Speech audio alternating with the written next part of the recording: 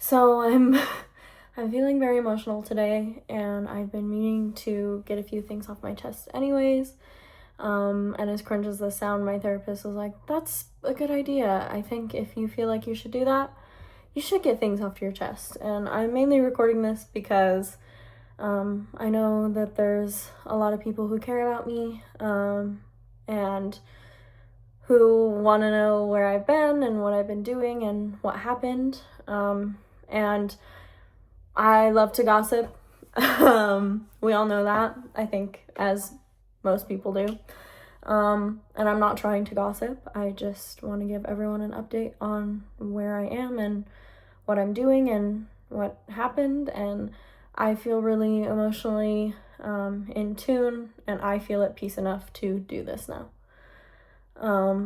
So at the end of February, I had started having suspicions that something was going on between my best friend Matt and my boyfriend. And I had brought it up multiple times. He was starting to like hide his phone and all kinds of things, and I had brought it up multiple times, but it never really seemed to come to a resolve, and it always seemed like it was kind of like brushed under the rug, I guess. And so I would always just brush it under the rug too. I was like, oh, I'm a little crazy for feeling this way. And Matt had broken up with his boyfriend Sil, and that's mainly when I started to notice the changes. They started growing like really close, and I noticed that Matt was really latching onto Ben, and I didn't want to think too much of it because I was like, oh, well, they're friends and they love each other and they're partners and just like we all are. And yeah, I was like, I'm glad he's reaching out to someone for support and love. And as time went on, it started getting worse. I had just gotten done with doing cabaret, and I had been really engrossed in a show. I was doing schoolwork and really overwhelmed with that. I was still working and all kinds of things, and I felt like my life was falling back into a place that I felt good about, and I was like, I'm doing the things I love again, and I'm up on stage again, and it feels good, and I'm doing things for me. And I had a conversation with Ben like a couple weeks before that, and he was like, I've missed you, and I told him I missed him too, and we were like looking forward to getting back into our relationship. Not that I hadn't been like paying enough attention to him, but like it's hard when you have a life and there's so much going on around you and you're trying to balance all these different things. And so I didn't think anything was wrong. Our relationship was normal, how it had been, really stable. We were good. There were no signs of it being weird. But one night, we had all kind of had an argument, and I got really upset, and I told them that I felt like something was weird and off, and I didn't want to feel like an accessory in my relationship, and they didn't take that very well, and maybe I didn't word it very well, but that's just how I was feeling at the time. And the next day I had asked Ben if he had talked to Matt because I knew he was upset with me, and he told me no. But I could very clearly see that they were texting each other on the couch. So I had went and laid down to bed. I was laying there, and Ben had finally came and laid next to me, and I had this gut feeling. I had this woman's intuition moment, where I felt like I needed to check his phone. And I understand that if you have trust in a relationship, you should probably never do that. And I've never been the kind of girl to check anyone's phone ever. I'm very trusting. I wear my heart on my sleeve. I'm very good about communication and how I'm feeling. You're always gonna know if I'm mad. You're always gonna know if I'm sad. I don't hide it very well. I'm a theater kid. I'm dramatic.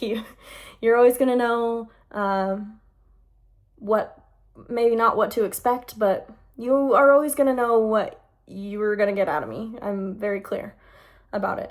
So I had this burning sensation that I needed to check his phone. I did while he was sleeping, and I found some messages that were extremely upsetting. I kind of blacked out. I I read through a lot of them, but then stopped and woke him up, and I was like, hey, what's going on? Like, am I not your person anymore? And he basically told me no. He seemed really caught off guard. And I did something that I now am embarrassed about, that I wish I wouldn't have done. You should never beg anyone to stay with you that doesn't want to be with you. And I did that. I started begging him to stay. I felt like it was all coming out of left field. He had told me that I had been a horrible partner for the past 3 years, that I was essentially just the worst, and I made him feel the worst, and it just felt very random. Very random. He had given me no sign that he was unhappy. And so, obviously, again, I was caught off guard.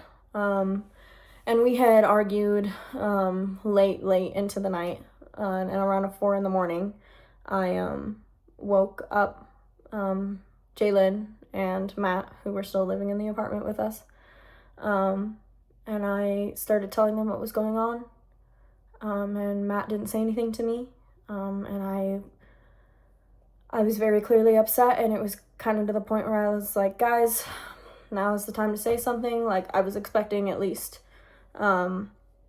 maybe like recognition that they had cheated on me or anything, but they didn't.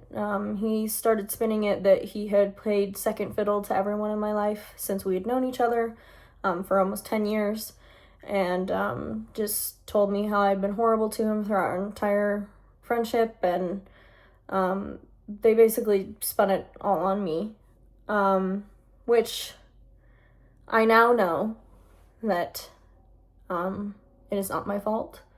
I think their response came out of guilt. Neither of them admitted to anything about what was happening. I obviously couldn't sleep that night. And I was talking to Ben some more about it, and I had asked him, don't you think you're feeling this way because it's the honeymoon phase?